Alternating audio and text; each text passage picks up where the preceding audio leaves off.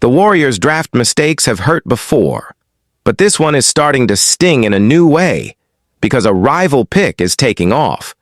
So here's the question. How did Golden State miss a player who now looks perfect for them? Over the last few seasons, the Warriors have had draft picks that didn't pan out. The article says they failed to fully capitalize on the draft capital they built up during Stephen Curry's run. And now, they're paying the price for those misses. Some mistakes are obvious. James Wiseman was the second overall pick in the 2020 NBA draft. He played only 60 games with the Warriors before being traded. But another disappointment has been easier to forget. In the 2022 NBA draft, Golden State selected Patrick Baldwin Jr. with the 28th overall pick. He played only one season with the Warriors before being traded in the deal involving Jordan Poole, and then eventually fell out of the league. By itself, that isn't always catastrophic. Late first-round picks miss almost as often as they hit, but the pain here is who went right after him. 2 picks later, the Denver Nuggets selected Peyton Watson, and Watson's meteoric rise has made Golden State's choice feel much worse. Baldwin got lost in this era of Warriors basketball. In his only season with Golden State, he averaged 7.3 minutes per game. He put up 3.9 points, 1.3 rebounds, and 0.4 assists. He hit 38.1% of his three-point attempts. After that, he spent 2 seasons with the Washington Wizards. Then he signed a 2-way deal with the Los Angeles Clippers. And now he's playing in the G League for the Clippers organization. Watson's story is moving the other way. With absences from Nikola Jokic and Christian Braun, he got his opportunity. And over the last 14 games, he's been exceptional. He's averaging 19.6 points, 5.4 rebounds, and 2.3 assists. He's shooting 42.6% from 3. The article says he's becoming a truly special 3-and-D wing. And it says he's exactly the type of player Denver needs to fight for a championship. Wouldn't it be great to have that in Golden State? Here's why this hurts right now. The article says the Warriors' biggest weakness this season has been the consistency of their supporting cast. Watson isn't being described as a superstar. He's being described as the type of player who stabilizes what Golden State has struggled to stabilize. Even if Watson averaged only 13.8 points per game, the article says he would still be the Warriors' third leading scorer. You might be thinking, would he actually fit their system? The article says yes. It says he'd fit perfectly, playing an expanded version of Moses Moody's current role. So this isn't just about regret. It's about how regrets reshape a roster over time. The article says, given how the Warriors have drafted in recent years, they're bound to be reminded of their mistakes. Normally, those reminders come and go. But this year, the roster feels fragile. And because the Warriors' main deficiency has been inconsistent production from supporting players, this miss hurts a little more. If you could go back to the 2022 draft, do you still take Baldwin at 28? Or do you take Watson and never look back? Draft mistakes don't always hurt right away. Sometimes they hurt later, when the player you passed on becomes the exact answer you're still searching for. And that's the part that fans don't forget. Because this isn't framed as a mystery pick in the middle of the first round. It's a late first-round choice where the margin for error is smaller than people want to admit. Yes, late first-rounders miss all the time. But when the player taken 2 spots later turns into a high-impact wing, "it happens" excuse stops feeling comforting. It starts feeling costly. Patrick Baldwin Jr.'s Warriors stint, as described, was brief and quiet. 1 season, limited minutes, then moved in the trade involving Jordan Poole, and then he fell out of the league. Now he's on a 2-way deal with the Clippers and playing in the G League. That arc makes the original pick feel like a dead end. Meanwhile, Watson's arc is the one that stings. 2 picks later, same draft. And now he's producing at a level the article calls exceptional, taking advantage of his opportunity in Denver during absences from Nikola Jokic and Christian Braun. That detail matters because it shows how quickly the league can reveal what a player is. All it takes is a window. Watson got that window, and over the last 14 games, his numbers popped. 19.6 points, 5.4 rebounds, 2.3 assists, and 42.6% from three. But the bigger point isn't just scoring. The article frames him as a truly special 3-and-D wing, and exactly what Denver needs to compete for a championship. That's the type of role every contender is constantly hunting. And it's also the type of role the Warriors are being described as needing right now. Because the article says Golden State's main deficiency this season has been the inconsistency of its supporting cast. That's why this comparison hits harder than a normal draft regret. If your role players aren't steady, you don't just need talent. You need reliability. That's why the article's even if line is so sharp. Even if Watson averaged only 8 points per game, he would still be Golden State's third leading scorer. That's not presented as praise for Watson as much as it is a critique of the Warriors' current support production. And then the fit argument makes the regret even more specific. This isn't, he would help in general. The article says he would fit perfectly as an expanded version of Moses Moody's current role. That's a clear picture of how he'd be used. A wing who defends, spaces the floor, and adds enough offense to matter within the system.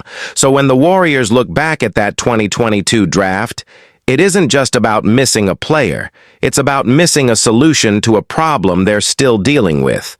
And this is where the article lands emotionally. Given the way Golden State has drafted in recent years, it's inevitable they'll be reminded of mistakes like this.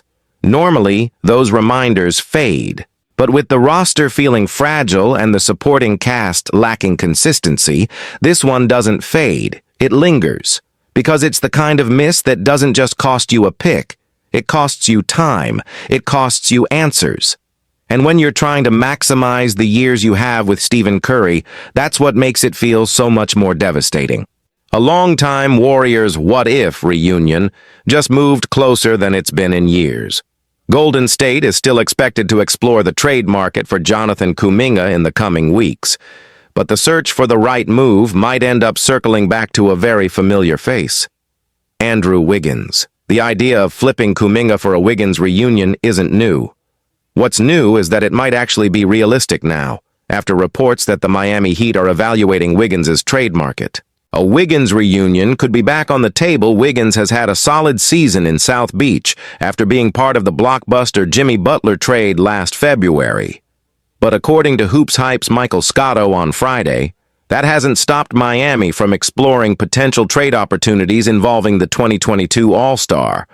The Miami evaluated the trade market throughout the league regarding forward Andrew Wiggins, who is shooting a career-best 40.2% from three-point range and averaging 8 points, Scotto reports.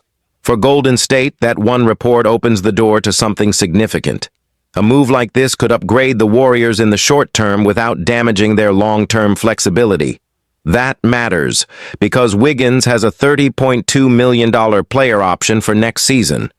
And the report suggests he wouldn't cost multiple first-round picks the way bigger trade targets like Trey Murphy III or Michael Porter Jr. likely would. There's also a major risk advantage here. The Warriors already know exactly how Wiggins fits their system.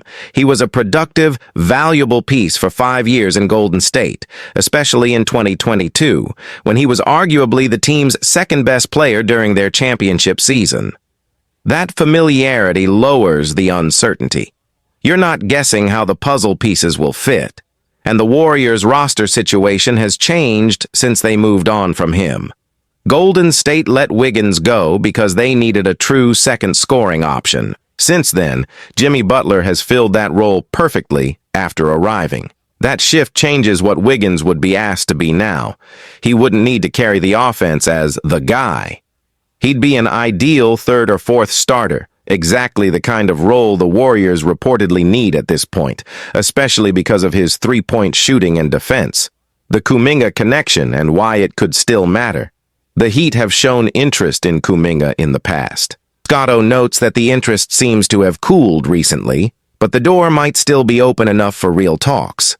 The article even floats a possible framework. Would Miami accept Kuminga, Buddy Hield, and Golden State's first-round pick this year in exchange for Wiggins and a minimum salary contract? Maybe they say no, but the point is, it's a conversation Golden State should be willing to have with Pat Riley and the Heat. Because if the Warriors are looking for the biggest possible upgrade with the lowest possible risk, Wiggins checks that box.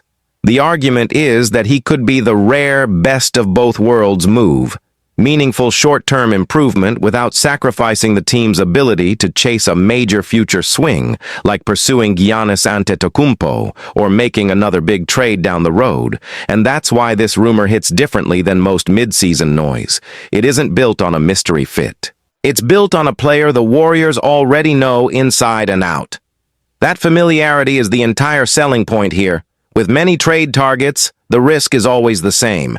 You're paying a premium to find out if the player works in your system. With Wiggins, Golden State doesn't have to find out. They've already lived it for 5 years. The report frames him as productive and valuable in that environment, and it specifically calls out 2022 as the strongest reminder of his ceiling within this group, a championship season where he may have been their second-best player. That matters because this version of the Warriors is no longer asking Wiggins to be what they once needed. The article says Golden State moved on from him because they needed a true second scoring option. And now Jimmy Butler has filled that role perfectly. So the pitch isn't Wiggins comes back to save the offense. The pitch is Wiggins comes back to make everything cleaner. A third or fourth starter, a two-way presence who can defend and hit threes. That's why his current shooting line in Miami is emphasized so heavily. A career-best 40.2% from three, plus 15.8 points per game, according to Scotto. It supports the idea that he can fit the role Golden State needs right now. And then there's the money and flexibility angle, which is a huge part of the argument. Wiggins has a $30.2 million player option for next season, and the piece suggests he wouldn't require the kind of massive draft pick price tag that would come with bigger names like Trey Murphy III or Michael Porter Jr. So the implication is clear. Golden State could improve in the short term without emptying the future, without locking itself into a move that closes doors later. That's the analyze this move moment. Because if you're the Warriors, you're not just chasing a trade that looks exciting. You're trying to upgrade while keeping the ability to swing again down the road. And the article directly frames Wiggins as a move that keeps that balance. Now, the roadblock is Miami. The Heat have checked the market on Wiggins, but checking the market doesn't guarantee they'll move him. It means they're exploring. And the Heat's interest in Kuminga is also described as complicated. They've shown interest before, but Scotto reports that interest has cooled recently, so this isn't Miami wants Kuminga. It's Miami might still be open enough to talk. That's why the article's proposed framework is presented as a question, not a report of negotiations already happening. Would Miami accept Kuminga, Buddy Hield, and Golden State's first-round pick this year in exchange for Wiggins and a minimum salary contract? Maybe they reject it. But the article's point is that it's worth trying to have that conversation, because even if the first idea doesn't land, the mere fact that Miami is evaluating Wiggins' market creates a rare opening. And Golden State would be smart to test how real that opening is. The biggest repercussion, though, is what this would mean for the Warriors' overall direction. If they bring Wiggins back, it signals they're prioritizing a stable, lower-risk upgrade. A player who fits, who can contribute, and who doesn't require sacrificing several first-round picks. And at the same time, it keeps the long-term plan intact. The article explicitly ties this to the Warriors' desire to avoid damaging their future chances at another major swing, whether that's chasing Giannis Antetokounmpo or pursuing a different big trade later. So when you combine everything, the logic behind this reunion becomes simple. Known fit, solid current production, lower cost than the flashier names, and a chance to upgrade now without burning the bridge to something even bigger later. That's why, if the Warriors are serious about improving over the next few weeks, this is exactly the kind of move they can't afford to ignore. The Warriors' best realistic path in a Jonathan Kuminga trade is starting to come into focus, and it's not the path a lot of fans hoped for. If Golden State thought flipping Kuminga could save the season, the article's message is blunt. they're almost certainly going to be disappointed. Kuminga's market value is shaky at best right now, especially after he was once again pushed out of Steve Kerr's rotation. That's why the tone around these rumors feels so uneasy. The article basically asks, if the Warriors don't want Michael Porter Jr., what are we even talking about here? An injured Anthony Davis? A reclamation project version of Dalton Knecht? When those are the kinds of names floating around, it's a sign that even moderate expectations might be too high. So instead of chasing a fantasy return, the piece argues the Warriors may need to focus on something more realistic, landing a solid rotation player who helps right away. And one name stands out. Chicago Bulls guard Coby White is reportedly generating a lot of buzz in trade talks, according to Jake Fisher during a Bleacher Report livestream. If the Warriors want to make the best of a tough situation, the article suggests White could be the kind of target that actually makes sense. Why Coby White could fit what Golden State needs. Whenever an inevitable Kuminga deal finally happens, Golden State has to make sure it comes away with a rotation player it can actually use. Because the roster needs help, yes, but swinging big and landing poorly would be disastrous. Coby White isn't the perfect, obvious fit. The article points out his flaws clearly. He's a limited defender, and he's never been the most careful or precise point guard. But what he can do is valuable. He can give you instant offense, and that matters for this Warriors team. Last season, White averaged an efficient 20.4 points per game, shooting 45.3% from the field, 37% from three, and 92% at the free throw line. Now, the article admits something important. He likely wouldn't get the same minutes or the same playmaking volume in Golden State to repeat that exact production. But that's where the hope comes in. The idea is that less volume could lead to better efficiency, and even if he's not a star, he could fill a very specific role.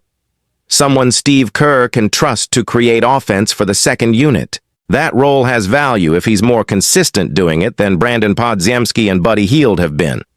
If White stabilizes that bench offense even a little, the article frames it as a win, and the piece keeps expectations realistic. It says a move like this won't change anyone's fate, but it helps. And right now, Golden State needs all the help it can get to squeeze the most out of what's left of Stephen Curry's prime. Why this might be the ceiling of a Kuminga trade.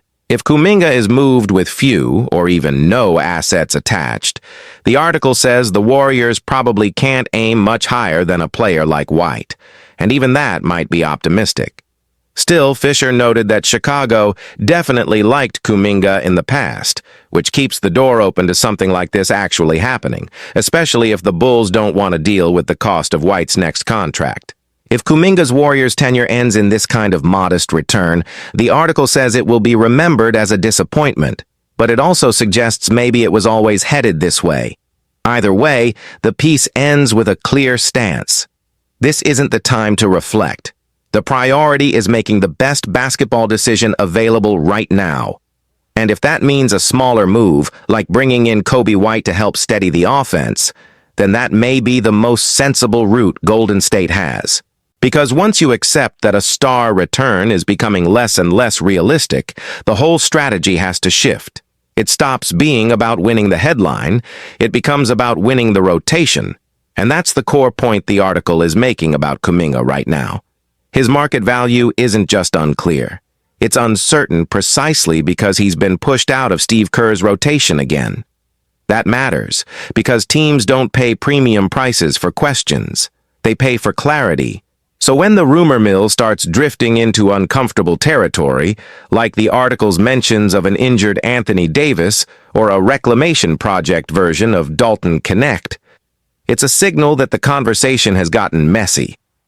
Not because those names are being confirmed, but because the vibe around Kuminga as an asset has cooled enough that even moderate expectations start to feel too optimistic.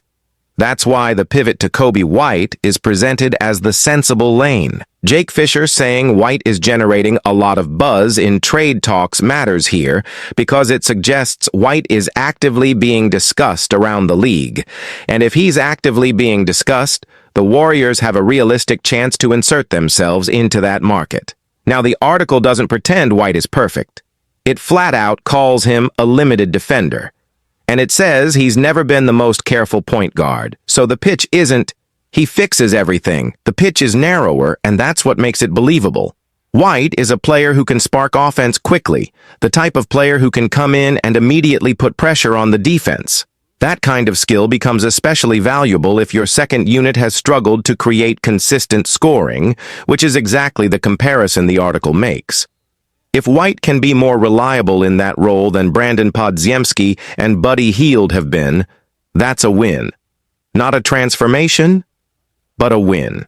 And the numbers from last season are used to support that idea. 20.4 points per game, 45.3% from the field, 37% from three, and 90.2% at the line. That's efficient scoring. The article also adds an important reality check. He likely wouldn't get the same minutes or the same passing volume in Golden State. So expecting him to replicate those exact stats would be unrealistic. But the hope flips that into a positive. Less volume can sometimes mean better shot quality. And better shot quality can sometimes lead to better efficiency. So even if the raw production dips, the impact could still be meaningful if it stabilizes the second unit. And that's why Kerr's trust is mentioned. The article frames White as someone Kerr could rely on to generate offense for bench groups. And in a season where the Warriors are trying to squeeze every drop out of what's left of Stephen Curry's prime, trustworthy matters as much as talented. The goal here isn't to dream. It's to survive the reality of the current roster. That's also why the article warns against shooting too high. If the Warriors try to swing big and end up with a bad return, it becomes disastrous. Not just because you lose Kuminga, but because you lose the chance to turn a difficult situation into something useful. So the piece keeps circling back to the same conclusion. If Kuminga is dealt with few or no additional assets attached, the Warriors probably can't do much better than a quality rotation player, and even that might be optimistic. Fisher noting that Chicago definitely liked Kuminga in the past is what keeps this idea alive, because past interest is still a form of interest, especially if the Bulls don't want to take on the cost of White's next contract. And that's the final layer of repercussions the article points to. If Kuminga's run ends with a modest return, it will be remembered as a disappointment. But the article also suggests it may have always been trending toward this outcome. Either way, the message is firm. This isn't the time to relitigate how it got here. It's the time to make the best basketball decision available. And if a smaller move like Kobe White is the best one on the table, that may be the move the Warriors have to make.